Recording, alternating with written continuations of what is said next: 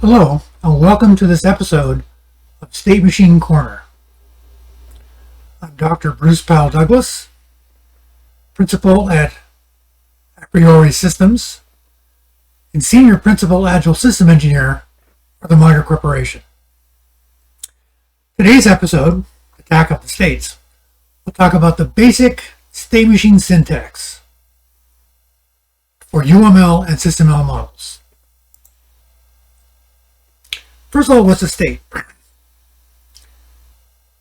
A state is a condition of existence of a classifier, that's the block in SysML or class in UML, that is distinguishable from other such conditions. They are called OR states. I can be in state A or state B. Can't be in both states, must be in exactly one state, or the state machine.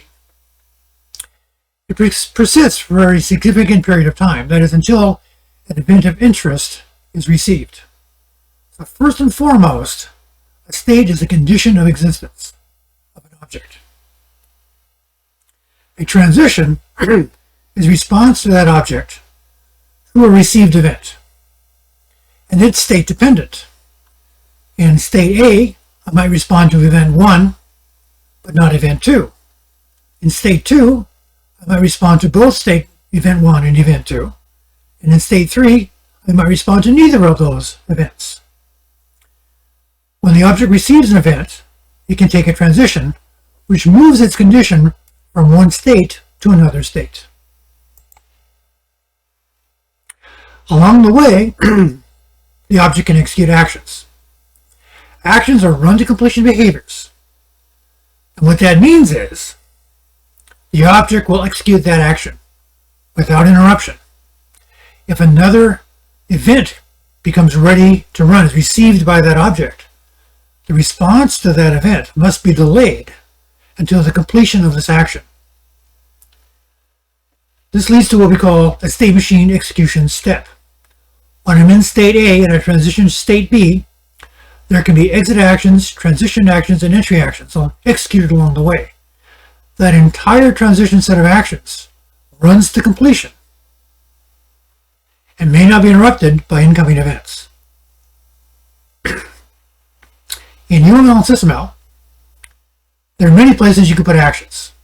You can put them as exit actions whenever you leave a state, entry actions whenever you enter a state, on transitions when you take a particular transition, or as internal transitions when you receive a particular event when in a particular state, but you don't change state, but you execute an action.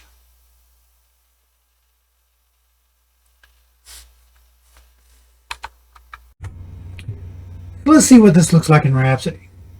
In Rhapsody, we're going to start off with a block. We're going to see SysML in this case, although UML and SysML state machines are identical. And we'll call this block basic syntax. Now I'm going to add a value property to basic syntax because I'm going to use a value property in the state machine. So go to Features dialog, add X. Default value property type is int, which is fine for my purposes here. Right? Now I'll add the state machine by right-clicking New State Chart. Here's my state machine. We'll add a state, and we'll call it predecessor.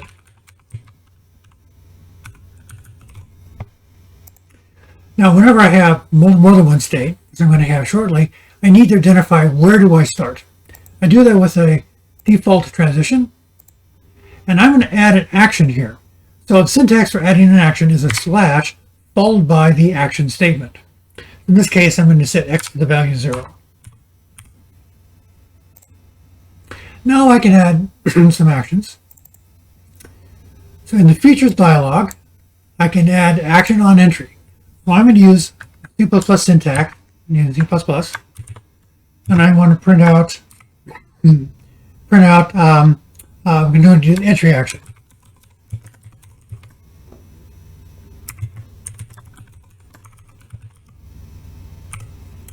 For the exit action, I'm going to say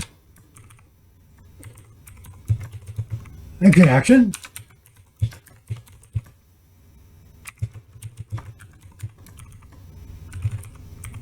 I can also add an internal transition.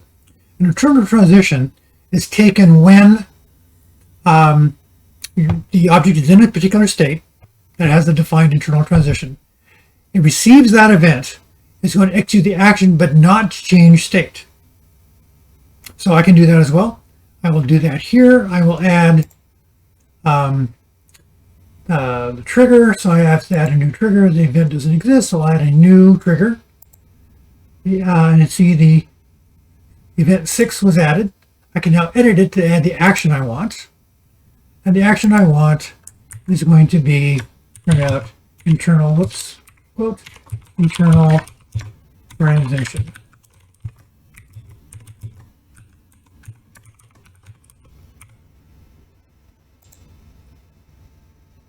Okay. Now I can add another state, which I will call successor.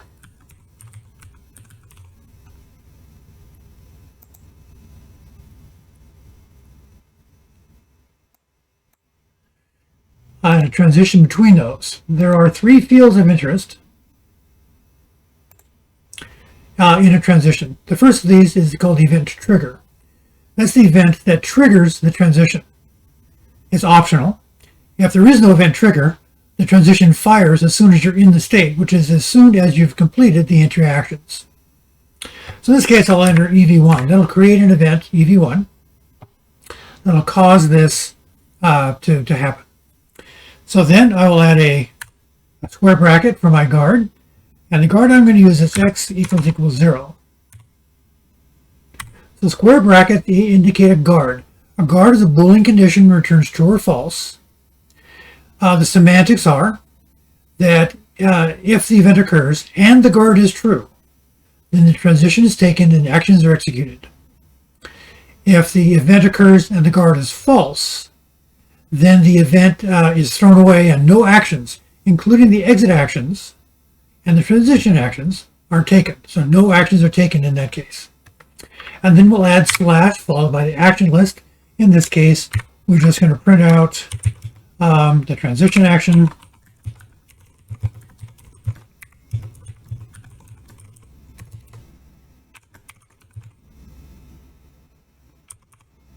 All right, standard C++ syntax. And now I will add an entry action into my successor state. And I'm going to print out that we arrived.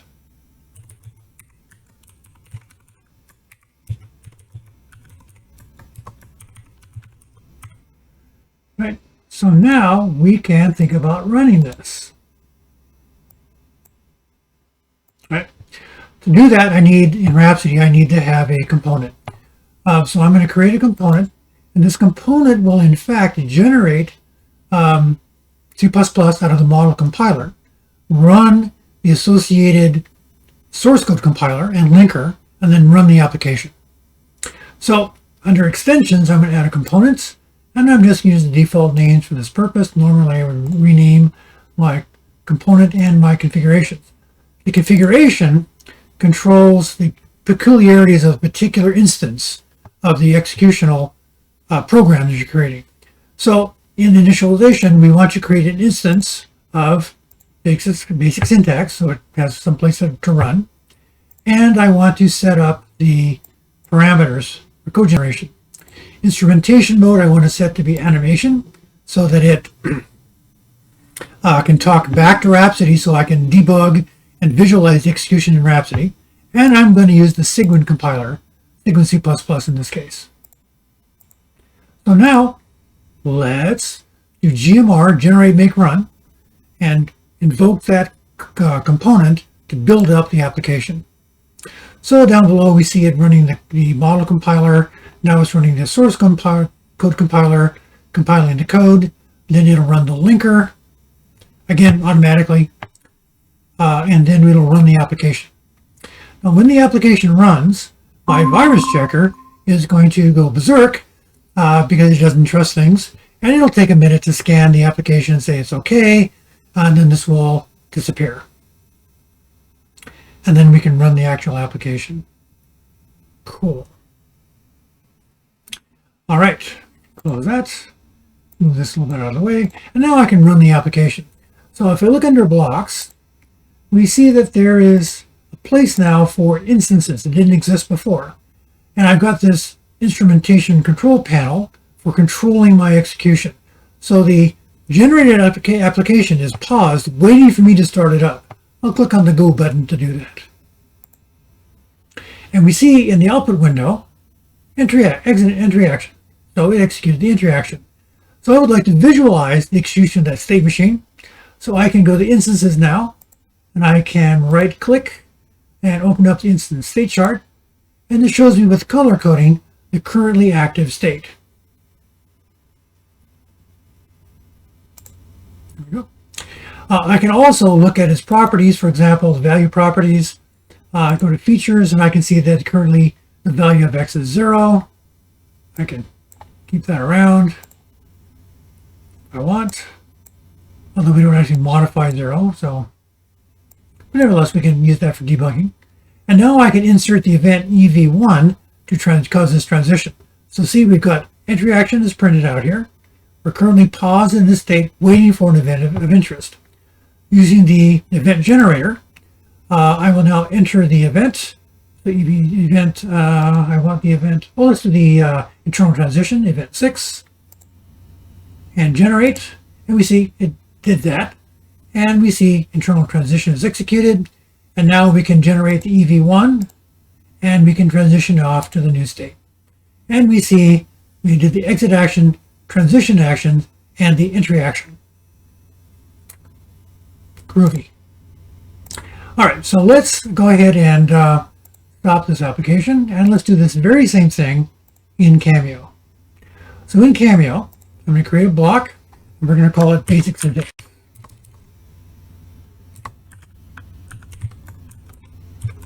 As we did before, we're going to add a value property named x of type integer. Control spacebar does completion, so I want the integer. So there's an integer. That gives me my value. I'm going to add a new state machine, so create diagram, state, diagram. Let me make this a little bit larger.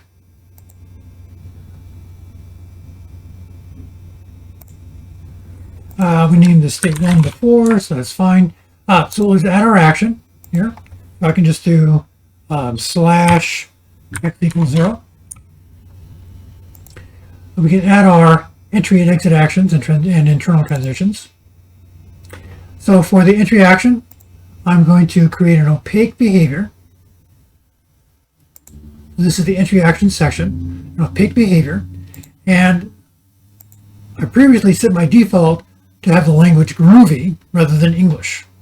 This will be important because English doesn't have a print statement in Cameo, but groovy does.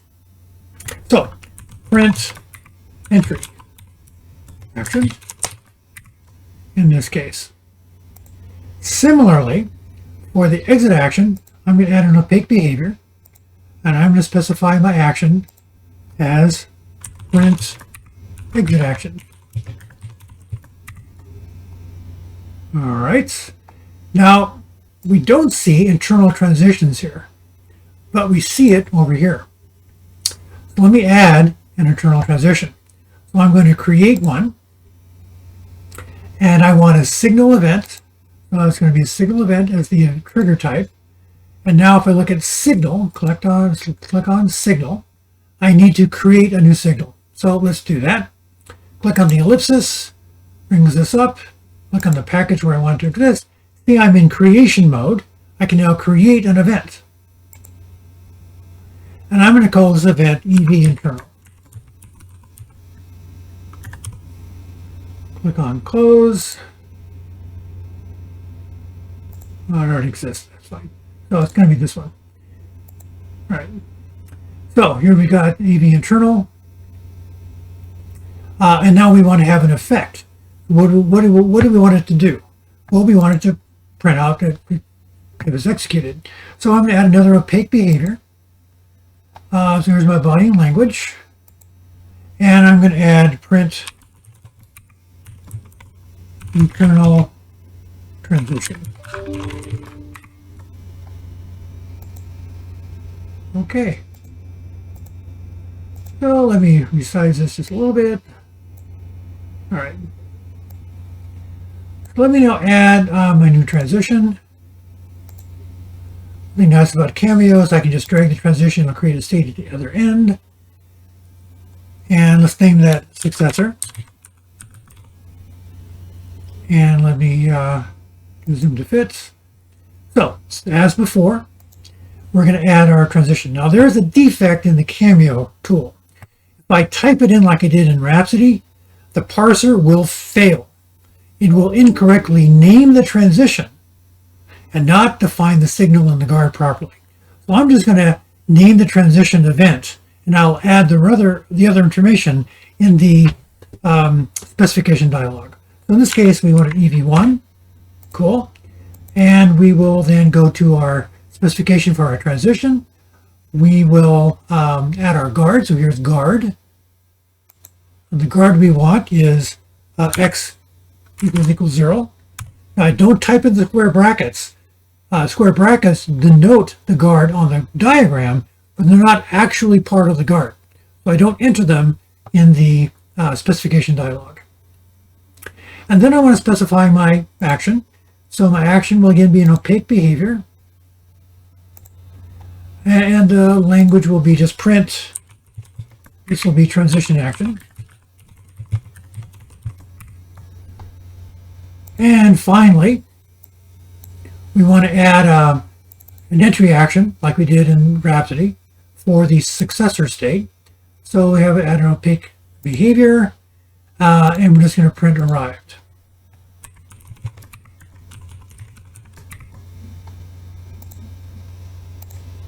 Okay, that looks right. Let's see if this runs.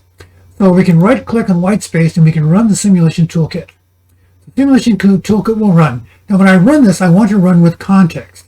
This is important because there's a value property x that we use in the state machine. That's owned by the context. Unless I run with context, I don't have access to x. I'm going to run with context. You almost always want to run with context. So run with context. Let me clean out my console, and I will now run this. So we see, in fact, in the console output, entry action has been done. We see we're currently in state 1. We see the value of x here is 0. I can now do the internal transition, right? So I can select my context, select internal transition, and we see it executed, highlighted there, internal transition. Now I can do my EV1 events, and we transition off to the successor state, and we look in the up window, we see it did the exit action, transition action, and the entry action. So that's it for this session. We've talked about the basic elements of states and transitions, the basic syntax, the different places you can put actions, either on entry, on exit, or as an internal transition on a state, or as an effect on a transition itself. And then we executed those just to demonstrate how well it works. If you like this video, please click the like button. If you want to subscribe, you can be notified when further episodes become available. I think in the next segment, or a subsequent segment, I'm going to talk about actions in detail. Turns out to be a rich subject matter to talk about, particularly in Cameo. It's much easier in Rhapsody. It's a little bit more complex in Cameo. So we'll talk about the different kinds of actions you have available and how to put them on your state machines effectively. So have a nice day. I hope this is of interest. Have a good day.